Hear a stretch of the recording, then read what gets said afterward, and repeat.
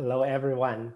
I'm going to answer some of the questions I got from Research in Action. The first question I have is, a lot of complex things, what is it that you are the most passionate about your work, or what is a specific topic that intrigues you the most? So for me, I think currently I'm most interested in the mathematical structures of those post-quantum cryptography, the designs of the encryption scheme signatures.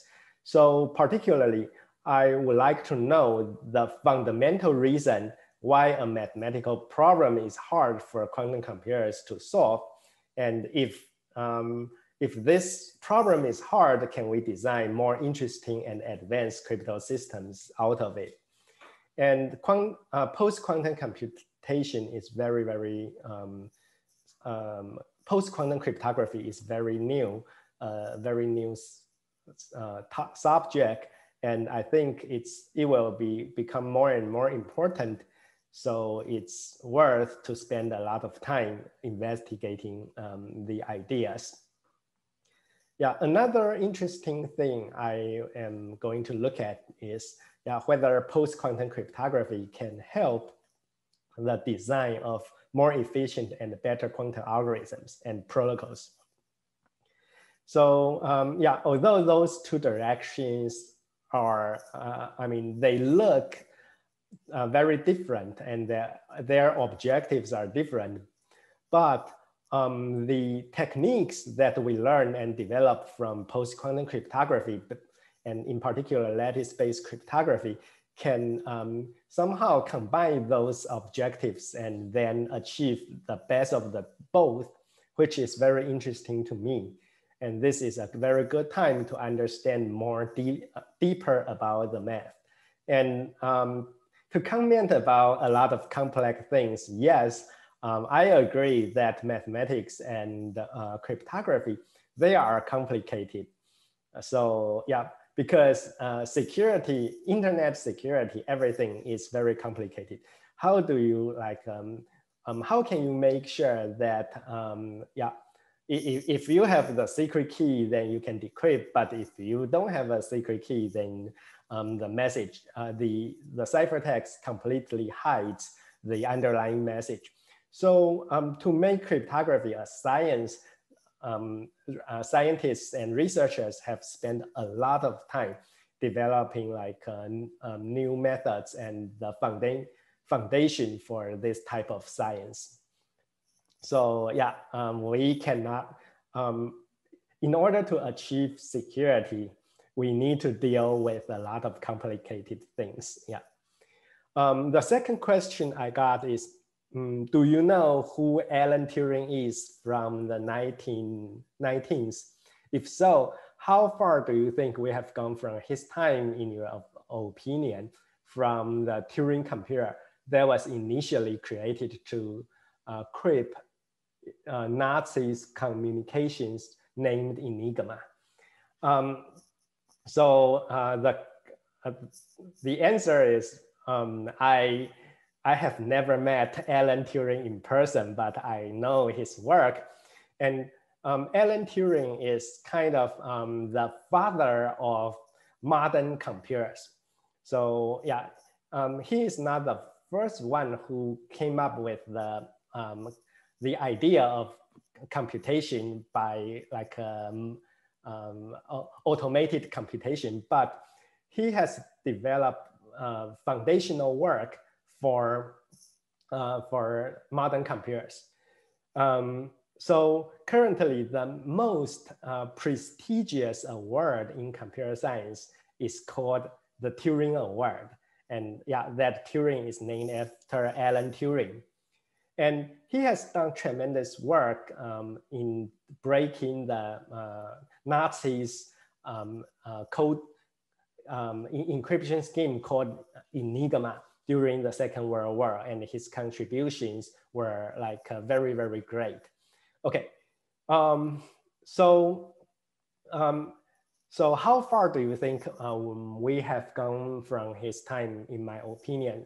To answer this question, I think at at his time, computers are something described by his imagination and abstract mathematics.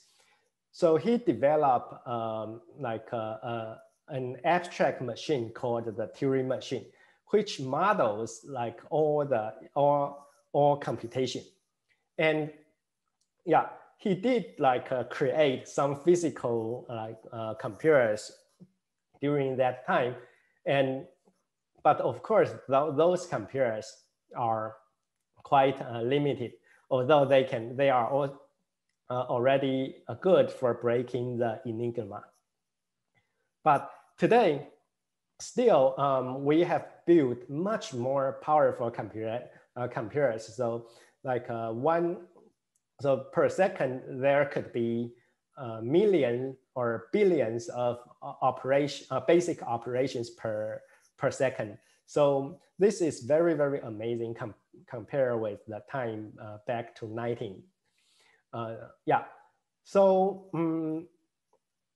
but one amazing thing is the idea of his Turing machine still is valid and has been extensively studied by theoretical computer science and also like people for practical computer science. And there is a very, very interesting theory proposed at that time called Church-Turing thesis and extended Church-Turing thesis. So for Church-Turing thesis, Church is another computer scientist at that time. So for this thesis, basically is an idea they want to say that all computation can be simulated by a Turing machine. And extended Church-Turing thesis says all computation can be simulated by a Turing machine efficiently. So the only difference is the simulation is efficient or not. So for Church-Turing thesis, like they said, Turing machine can already simulate every possible computation in the world, maybe in this universe, and additionally efficiently by extended Church-Turing thesis. And after the proposal of those theses, the researchers have studied a lot of whether these theses are true or not. And up to today, we still believe that Church-Turing thesis is true. But if the extended Church-Turing thesis is considered not valid universally. So why is it not valid universally? It's because of the quantum computers. So why? We know that integer factorization can be solved efficiently by quantum computers. So by efficiently, theoreticians define this as in polynomial time. And but we know we are not aware of any classical computation algorithms that can solve integer factorization in within polynomial time.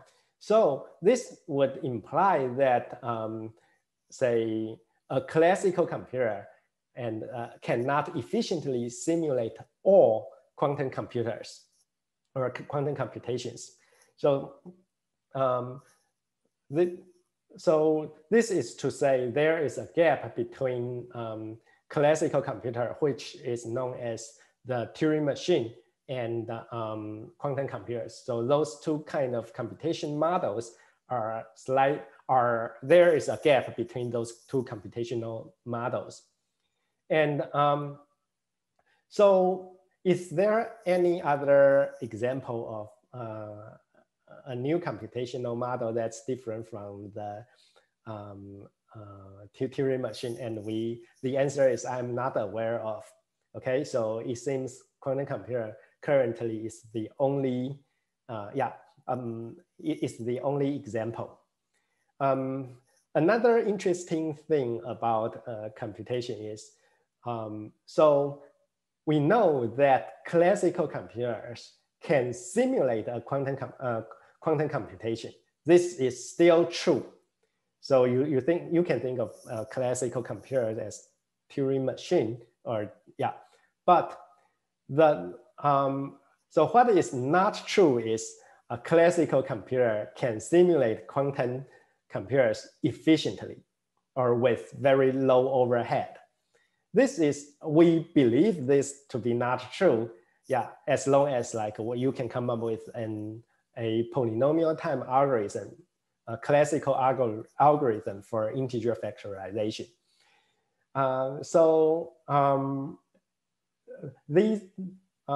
How to categorize computational hardness has been studied in a field called computational complexity.